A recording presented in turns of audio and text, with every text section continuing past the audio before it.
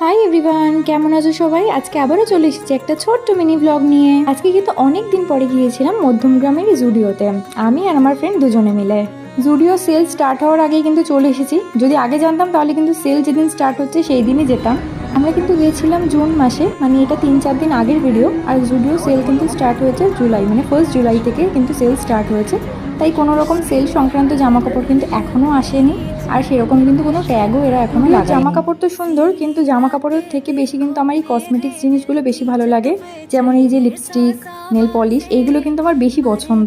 সঙ্গে দেখো এইবারে কি সুন্দর সুন্দর নতুন নতুন কালেকশন এসেছে এই কানের দুলগুলোর। আমার কিন্তু বেশ ভালো লেগেছে এই কানের দুলগুলো। আর এগুলো কিন্তু বেশিরভাগই 99 করেই ছিল।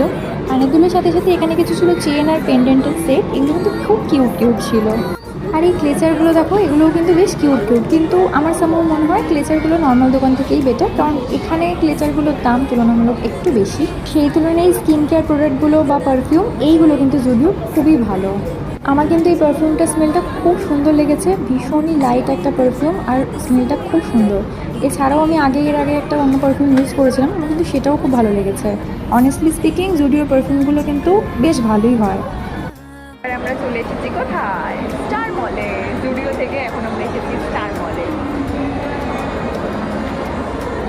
এখন আমরা চলে এসেছি স্টার মলে ফুড কোর্টে খেতে।